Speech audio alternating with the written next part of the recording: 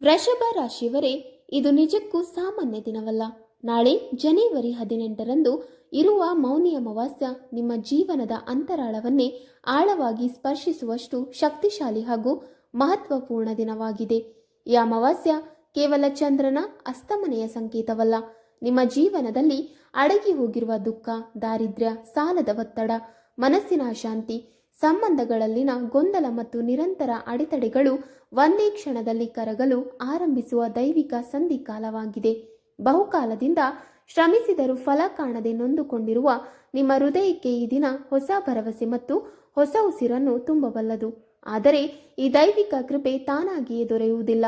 ಈ ಪವಿತ್ರ ದಿನದಲ್ಲಿ ನೀವು ಒಂದು ಸಣ್ಣ ಆದರೆ ಅತ್ಯಂತ ಅರ್ಥಪೂರ್ಣ ಮತ್ತು ಶಕ್ತಿಶಾಲಿ ಕಾರ್ಯವನ್ನು ಶ್ರದ್ಧೆಯಿಂದ ಮಾಡಲೇಬೇಕು. ಅದೇನೆಂದರೆ ಗೋವಿಗೆ ಒಂದು ವಿಶೇಷ ವಸ್ತುವನ್ನು ಭಕ್ತಿಯಿಂದ ತಿನ್ನಿಸುವುದು. ವೃಷಭ ರಾಶಿಯವರೇ, ಗೋವನ್ನು ಇಲ್ಲಿ ಸಾಮಾನ್ಯ ಪ್ರಾಣಿ ಎಂದು ಕಾಣಬೇಡಿ. ಹಸು ಲಕ್ಷ್ಮೀ ದೇವಿಯ ವಾಸಸ್ಥಾನ, ಭೂಮಿ ತತ್ವದ ಸಂಕೇತ ಮತ್ತು ಸ್ಥಿರ ಸಂಪತ್ತಿನ ದೈವಿಕ ರೂಪ. ಮೌನಿ ಅಮಾವಾಸ್ಯೆಯ ಮೌನ, ಶ್ರದ್ಧೆ ಮತ್ತು ನಂಬಿಕೆಯೊಂದಿಗೆ ನೀವು ಈ ಸೇವೆಯನ್ನು ಮಾಡಿದರೆ ನಿಮ್ಮ ನಿಂತು ಹೋಗಿರುವ ಭಾಗ್ಯ ನಿಧಾನವಾಗಿ ಜಾಗೃತವಾಗಲು ಆರಂಭಿಸುತ್ತದೆ. ಹಣಕಾಸಿನ ತೊಂದರೆಗಳು ಕಡಿಮೆಯಾಗುತ್ತವೆ, ಮನಸ್ಸಿಗೆ ಶಾಂತಿ ದೊರೆಯುತ್ತದೆ ಮತ್ತು ಜೀವನದಲ್ಲಿ ಸ್ಥಿರತೆ ಹಾಗೂ ಭದ್ರತೆ ಮೂಡಲು ಆರಂಭವಾಗುತ್ತದೆ.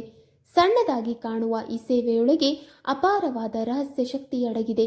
ನಂಬಿಕೆಯೊಂದಿಗೆ ಮಾಡಿದಾಗ ಮಾತ್ರ ಅದು ತನ್ನ ಸಂಪೂರ್ಣ ಫಲವನ್ನು ತೋರಿಸುತ್ತದೆ. ವೃಷಭ ರಾಶಿಯವರೇ, ಈ ಮೌನಿ ಅಮಾವಾಸ್ಯದಲ್ಲಿ ಶುಕ್ರ ಮತ್ತು ಶನಿಗಳ ಸೂಕ್ಷ್ಮ ಸಂಯೋಗ ನಿಮ್ಮ ರಾಶಿಯ ಮೇಲೆ ವಿಶೇಷ ಪ್ರಭಾವ ಬೀರುತ್ತಿದೆ. ವೃಷಭ ರಾಶಿಯ ಅಧಿಪತಿ ಶುಕ್ರ. ಅದು ಭೋಗ, ಸಂಪತ್ತು, ಸಂಬಂಧ ಮತ್ತು ಸ್ಥಿರತೆಯ ಸಂಕೇತ. ಆದರೆ ಶನಿ ಸಂಬಂಧಿಸಿದ ಕರ್ಮದ ಬಂಧನದಿಂದಾಗಿ ನಿಮ್ಮ ಜೀವನದಲ್ಲಿ ವಿಳಂಬ, ಅಡ್ಡಿ ಮತ್ತು ಹೊರೆ ಹೆಚ್ಚಾಗಿರುವ ಅನುಭವ ನಿಮಗಿದ್ದರೆ ಈ ಅಮಾವಾಸ್ಯ ಅದಕ್ಕೆ ಪರಿಹಾರದ ದ್ವಾರವನ್ನು ತೆರೆಯುತ್ತಿದೆ. ಈ ದಿನ ರೂಪುಗೊಳ್ಳುತ್ತಿರುವ ಸ್ಥಿರ ಧನಲಕ್ಷ್ಮಿ ಯೋಗ ಸಾಮಾನ್ಯ ಯೋಗವಲ್ಲ.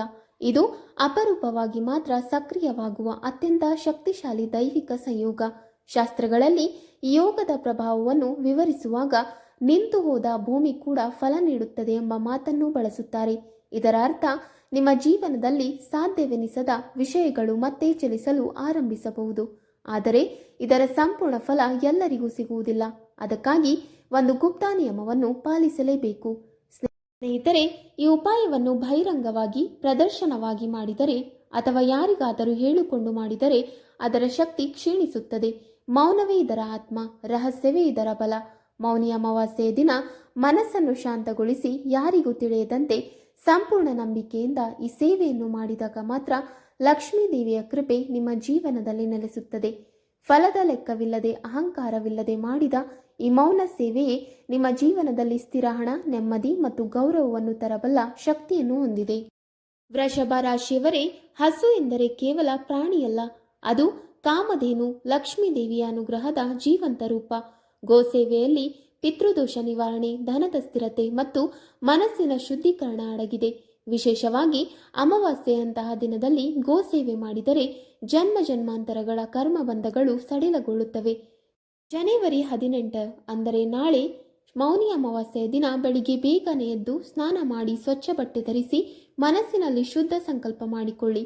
ನನ್ನ ಜೀವನದಲ್ಲಿರುವ ದಾರಿದ್ರ್ಯ, ಸಾಲ, ಅಶಾಂತಿ ಮತ್ತು ಅಡೆತಡೆಗಳು ದೂರವಾಗಲಿ ಎಂದು ಪ್ರಾರ್ಥಿಸಿ. ನಂತರ ನಿಮ್ಮ ಕೈಯಿಂದ ತಯಾರಿಸಿದ ಒಂದು ವಸ್ತುವನ್ನು ಹಸುವಿಗೆ ತಿನ್ನಿಸಬೇಕು. ಇದರಲ್ಲಿ ನಿಮ್ಮ ಶ್ರದ್ಧೆಯೇ ಮುಖ್ಯ.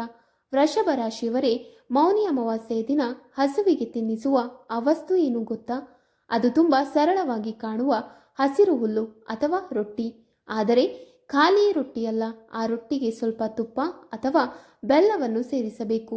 ತುಪ್ಪ ಶುಕ್ರ ತತ್ವವನ್ನು ಬಲಪಡಿಸಿ ಸಂಪತ್ತಿನ ಸ್ಥಿರತೆಯನ್ನು ನೀಡುತ್ತದೆ. ಬೆಲ್ಲ ಭೂಮಿ ತತ್ವವನ್ನು ಜಾಗೃತಗೊಳಿಸಿ ಸಿಹಿಯಾದ ಫಲವನ್ನು ಜೀವನಕ್ಕೆ ಆಕರ್ಷಿಸುತ್ತದೆ. ಈ ರೀತಿ ತಯಾರಿಸಿದ ಆಹಾರವನ್ನು ಮೌನವಾಗಿ ಮನಸ್ಸಿನಲ್ಲಿ ಪ್ರಾರ್ಥನೆ ಮಾಡಿಕೊಂಡು ಹಸುವಿಗೆ ತಿನ್ನಿಸಿದರೆ ಅದರ ಫಲ ಅತ್ಯಂತ ಶಕ್ತಿಶಾಲಿಯಾಗುತ್ತದೆ. ಮುಖ್ಯವಾಗಿ ಇಲ್ಲಿ ಮೌನ, ಭಕ್ತಿ ಮತ್ತು ಶುದ್ಧ ಮನಸ್ಸು ಅತ್ಯಂತ ಅಗತ್ಯ.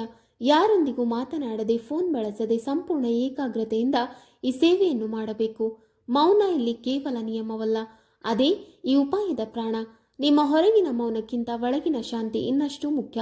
ಆ ಕ್ಷಣದಲ್ಲಿ ಕೋಪ, ಅಸಹನೆ ಅಥವಾ ಸಂಶಯ ಇರಬಾರದು. ಮನಸ್ಸಿನಲ್ಲಿ ಕೇವಲ ಒಂದು ಸರಳ ಪ್ರಾರ್ಥನೆ ಸಾಕು. ನನ್ನ ಜೀವನದಲ್ಲಿ ಸ್ಥಿರತೆ ಬರಲಿ, ಹಣಕಾಸಿನ ಭದ್ರತೆ ದೊರಕಲಿ, ಆರೋಗ್ಯ ಉತ್ತಮವಾಗಿರಲಿ ಮತ್ತು ಮನಸ್ಸಿಗೆ ಶಾಂತಿ ಲಭಿಸಲಿ. ವೃಷಭ ರಾಶಿಯವರೇ, ಈ ಉಪಾಯದ ಶಕ್ತಿ ಕೇವಲ ಹಣಕಾಸಿನ ಸಮಸ್ಯೆಗಳಿಗೆ ಮಾತ್ರ ಸೀಮಿತವಲ್ಲ. ವಿವಾಹ ವಿಳಂಬ, ಸಂಬಂಧಗಳಲ್ಲಿನ ಗೊಂದಲ, ಕುಟುಂಬದ ಅಸಮ್ಮತಿ ಇವುಗಳನ್ನು ಇದು ಆಳವಾಗಿ ಸ್ಪರ್ಶಿಸುತ್ತದೆ.